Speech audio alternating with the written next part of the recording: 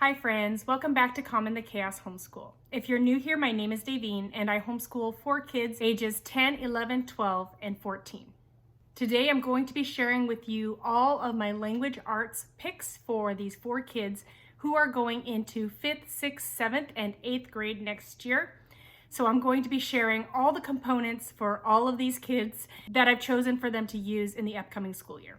So if you have an upper elementary child or a middle schooler, this video should be helpful to you if you're looking for some language arts ideas for the upcoming school year.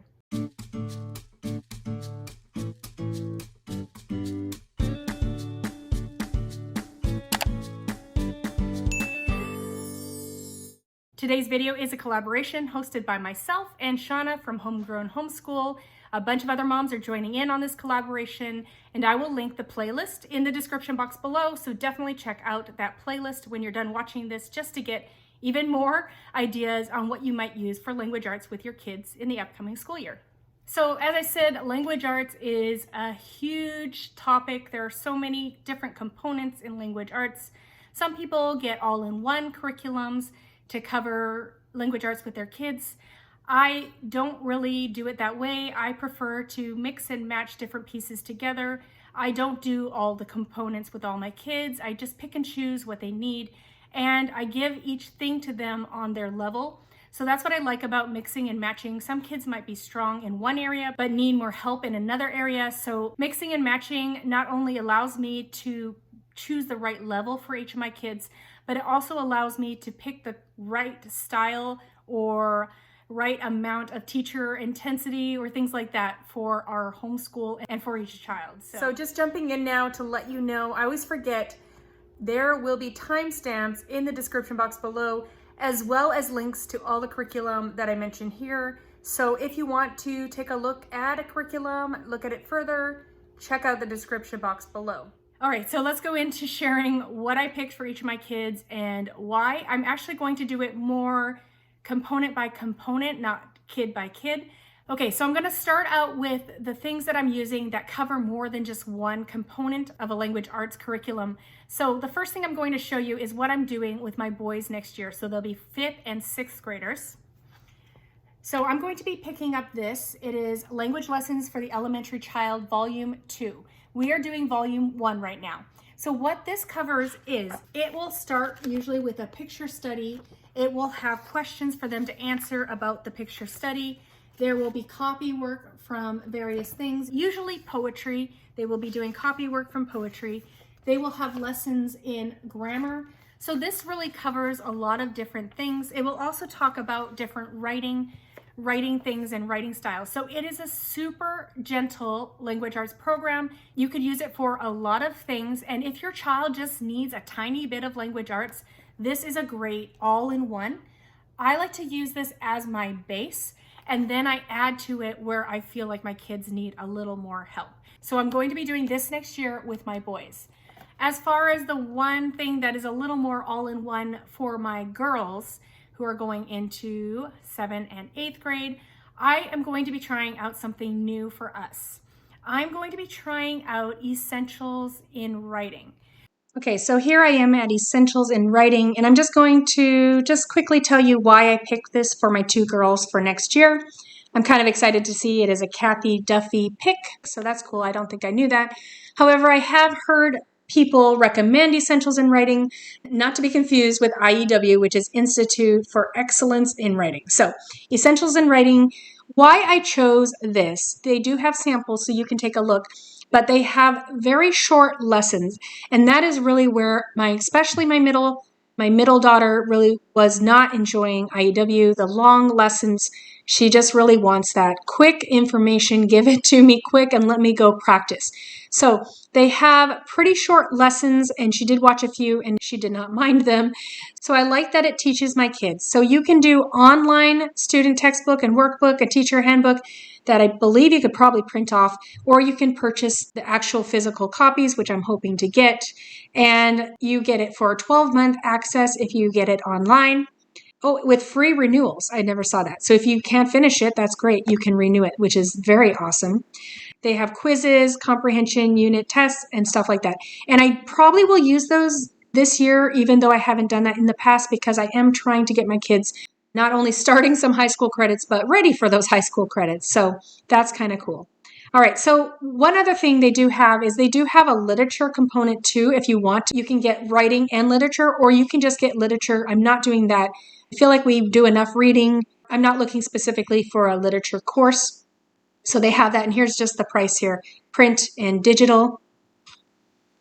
And then one cool thing they have, which I don't think I'm using this year because my parent partnership program is getting this for me, but if I was getting it myself, I would probably add the scoring service. So if I'm using this for my daughter for next year, she won't be in our parent partnership program anymore.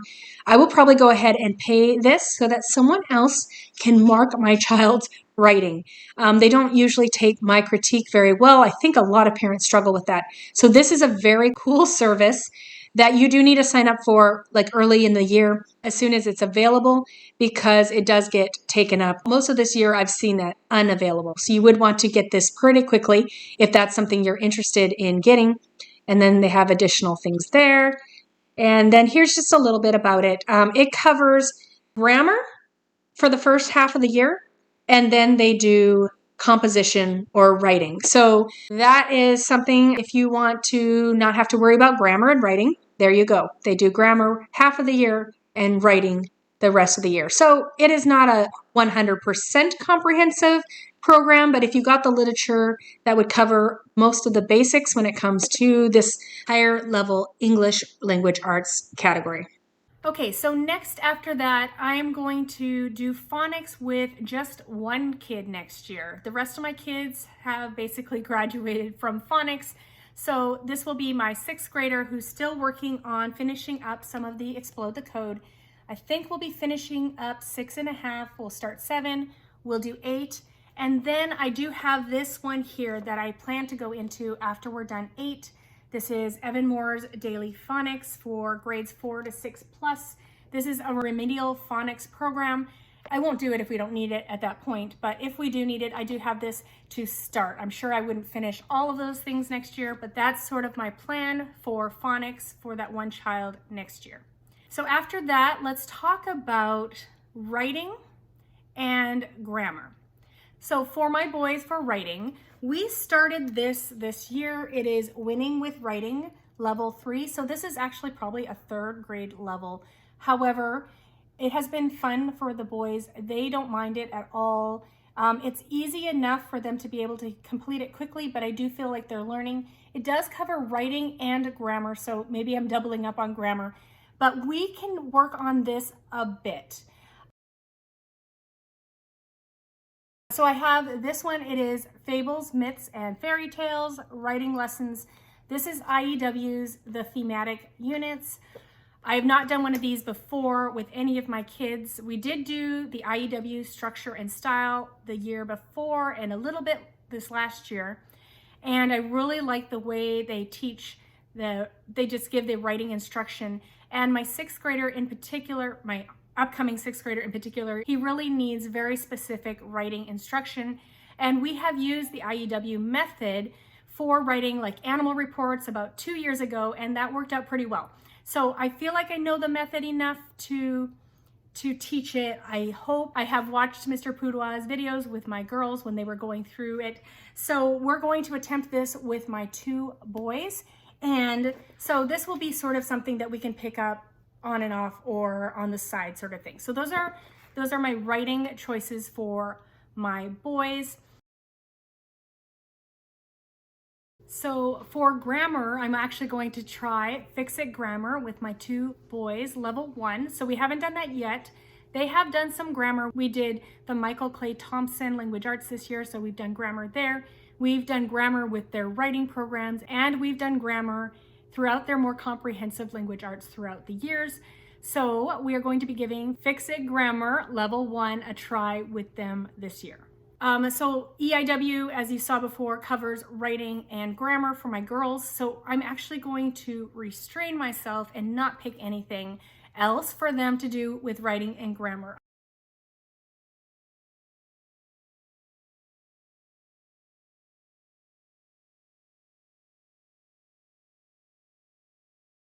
I was really tempted to pick something for them for grammar, but I just need to say, no, it's okay. They're gonna have it covered. I don't need to add on more. And they do need some time opened up for some of those high school level classes that they're going to be starting this year. So refraining myself from, I'll tell you what I'm refraining myself from. My middle daughter said she would like to go back to Fix It Grammar. When I gave her the options of easy grammar or Fix It Grammar, she wanted to do Fix It Grammar. So that was sort of a plan, but I don't think I'm gonna do it. And then my older daughter said she'd like to do easy grammar, and I think I'm just not gonna make her do that. Since we have grammar in EIW, we'll let them cover that. So next we will continue to do handwriting with all of the kids. They all are in slightly different levels. My 5th grader will probably be moving into level 5. My 6th grader, he's the one who struggles more with fine motor. So we might do a mix of level 2 and level 4. So some handwriting, just basic manuscript, and then some handwriting or cursive writing. And then my other daughters will just be moving up. So I think my middle daughter is probably on her last level. And then my oldest daughter probably has a level or 2 left to go. So we'll continue with those. We have always enjoyed that. That's something we started with when we first started homeschooling, and we're going into our 4th year of using the good and the beautiful handwriting. So something that I am adding for some of my kids, one child did do this year, and I only have this as an example. I don't have all the books yet, but my currently 6th grader, soon to be 7th grader, is doing this year. So she's going to be moving on into book 8 for her 7th grade year. My oldest daughter will be doing this for the first time, and I think I picked book 5 for her. And then my youngest son, who doesn't do spelling, he will be doing book 4.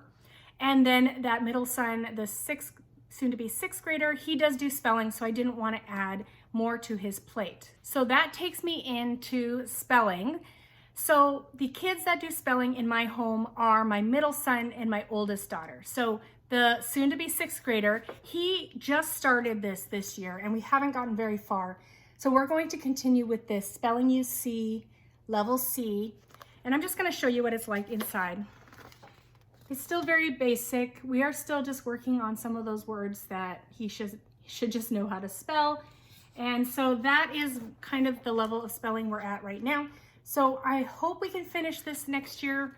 Probably we can, since we've been doing it a while. Usually it takes us about 1.5 years to get through a spelling use C. And then my oldest daughter, who's going into 8th grade, she is going to be in level E. So that will be a new level for her to start next year. So I haven't done this too much in the past, but I decided I wanted to pick up something for reading comprehension, specifically a little bit of learning how to read and infer and just be able to glean specific details from a reading. I generally like to avoid that. I don't think that's the most enjoyable way to read. However, it is a test-taking skill that my kids probably should be working on at this point. So I considered a few options, and I decided that I'm going to go with Reading Detectives by the Critical Thinking Company. I'm going to be using 3 different levels based on my kids' abilities. So my boys will be doing the beginner level, which is grade 4 and 5 level. My middle daughter is going to be doing more of the middle school level, the 7th and 8th grade level. I think that's B1. And then my oldest daughter, she's going to be doing A1, which is more the 5th and 6th grade level. So I looked at the samples, and I think I picked the level that will work best for them. And I'm hoping that we'll be able to grow in those reading comprehension skills, as far as being able to pull out the details that someone is asking you to pull out. I don't really want to do this to their regular readers, their regular literature. I don't want to take the joy out of reading books any more than I have to. So this is more, it's going to be more a passage, and then they'll have reading comprehension strategies and questions to go along with that passage. So I hope that works for me. Definitely stick around and see how that goes for us next year. And then finally, the last component, goes along with this, is reading. So for reading, we do a lot of books in our family. I read aloud. I read a bunch of books for all our different subjects. We do a very literature-based approach. My kids have tons of readers. We're going to do mix and match of some, mostly geography. Most of our readers are going to be Sonlight level F's readers. I'm going to pick and choose some for my boys. I'm going to have to look at those books and see the level of reading and see if they're ready for that. If not, I'll probably pull together whatever I have around the house that are at my boys' level, or do some research and just fill in some of those different countries with different books. But I'm sure there's going to be some books in the level F that my boys are going to be able to read, and I'll definitely expect my girls to be able to read all of the geography readers for that level. That should not be a problem. So that is what we're doing for reading next year. So I think I covered all the different aspects of language arts. I hope that gave you some good ideas. If you're looking for different subjects, what might be something you could look at or research more. And don't forget to check out the playlist below to see what all the other moms are doing for language arts. I can't wait to watch that playlist myself. Don't forget to give me a like if you like videos like this, and subscribe if you want to see more of what I'm doing with my upper elementary and middle schoolers. I do a lot of curriculum flip-throughs and reviews, as well as homeschooling tips and tricks and organization and things like that. So I'd love for you to stick around. Thanks so much for coming today, and come back next week for math picks for my family.